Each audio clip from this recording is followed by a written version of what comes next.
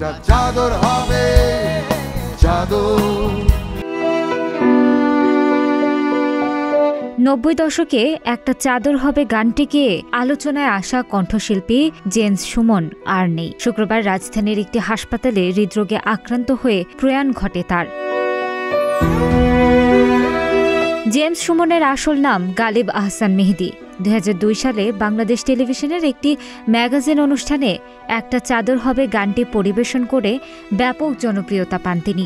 দীর্ঘ ক্যারিয়ারে প্রায় 300 গান গেয়েছেন এই শিল্পী। মূলত একটা চাদর হবে এই একটি গানই তাকে দেশের ঘরে ঘরে পরিচিতি করে তোলে। 1997 সালে তার প্রথম একক অ্যালবাম আশীর্বাদ প্রকাশের পর একের পর এক শ্রোতাপ্রিয় অ্যালবাম উপহার দেন তিনি। 2008 সালে প্রকাশিত হয় তার সবশেষ অ্যালবাম মন চলো রূপের নগরে।